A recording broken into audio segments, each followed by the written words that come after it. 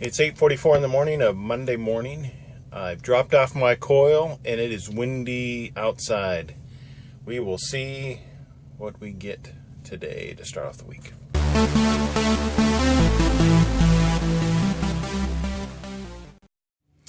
It is the 20th of April. It is 12:11. And I've been here 15 minutes and it's 11 minutes into their lunch break. I'm picking up a load of lumber. I've been to this location before, so which is great because I knew how to get in, I know how to get out. So it's these repeat stops. I'm liking that in the sense that I'm familiar with how to get in and get out, how I'm expected to tie down this load, who I need to talk to, where I need to go. That saves, at least in my mind, it saves me a lot of time. I'm all about saving time. But the funny thing is I pulled in right to where I need to be loaded and went and talked to the gentleman. And I showed up, like 4 or 5 minutes prior to 12, maybe a couple minutes. And he goes, "What load you picking up? I'm going to Broken Arrow, Oklahoma." He's like, "Oh, okay. We go to lunch at 12. So, but I've only got, it's 12:12 right now, so I'm going to spend my 15 minutes getting my lumber tarps ready, because this is a lumber tarp load. They've got forklifts, so they'll be putting it on the top for me like they did last time.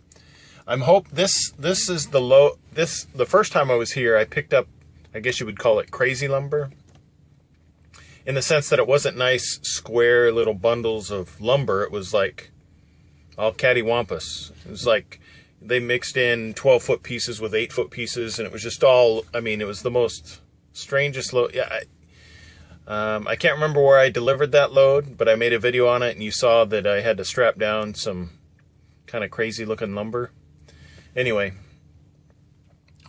we will see if it's similar. I'm hoping it's good old-fashioned squared up bundles of lumber, and it'll make it quick, because it says it'll take me 7 hours and 29 minutes to get to where this needs to be delivered in Oklahoma, and they have overnight parking. So my goal is to get to where I need to drop this off, because today's been kind of a crazy day, in the sense that after I dropped off my first load, the coil this morning, there was a computer glitch of some kind, and therefore none of the drivers were able to receive assignment information for quite some time. Needless to say, I drove 54 minutes from that location to this one, and it's 12 in the afternoon. So that kind of fills you in on what my morning's been like.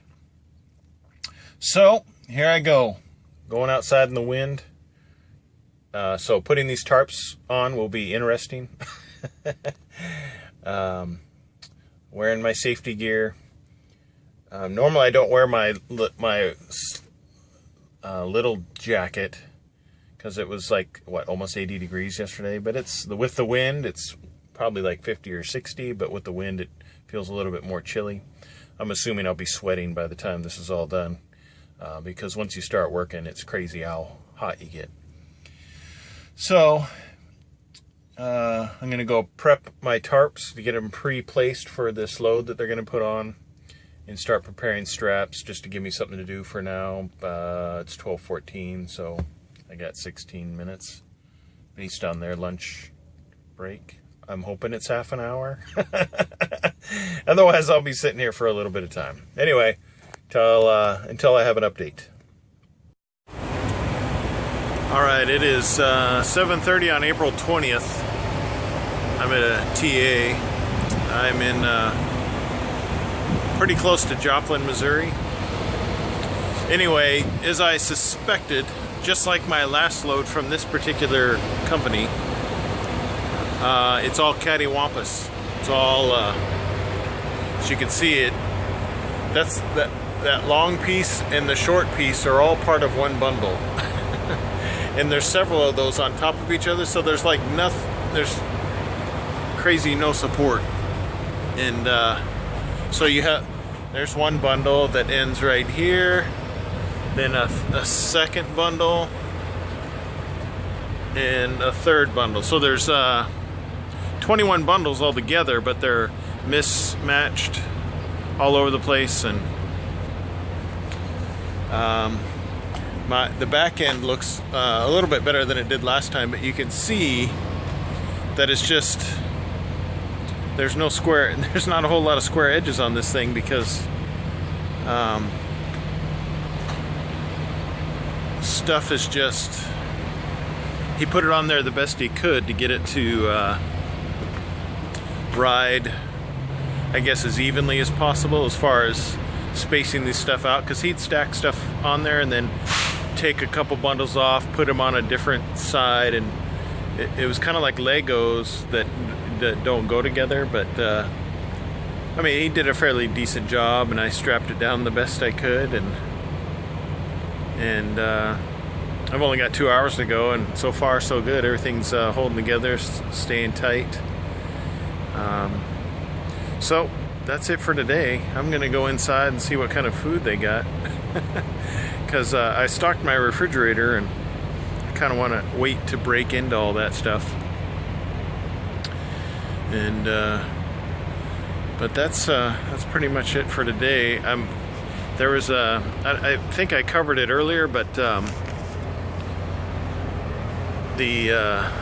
had a lot of downtime today because of a computer issue, but also I spent over 2 hours at this facility because they had a lunch break. So I mean,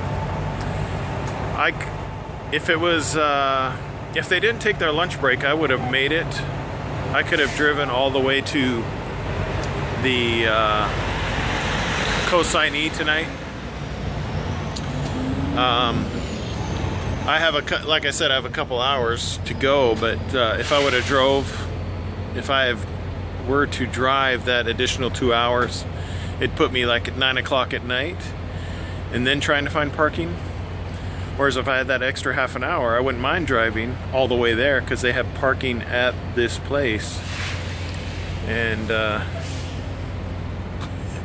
so it wouldn't be so bad that way. But otherwise, I like to park it near 7 so I can get up at 5 and have a full day. It's funny, I try to have full days, but they seem to be filled with a lot of empty space or empty time just sitting there. So that's probably the squarest edge on this whole load. So anyway, till tomorrow, if you have any questions or comments, leave them below. I'll try to get to them. And all right, let's check out the food. Well, needless to say, that stuff over there looked horrible. I couldn't handle putting that into my body. So KFC, it's a special night for me. So hence going out to eat. Otherwise, I tend to just eat whatever's in my truck. And I got a lot of good stuff, but got some good news today. Can't even really talk about it, but worthy of celebration. So we'll see what KFC has tonight.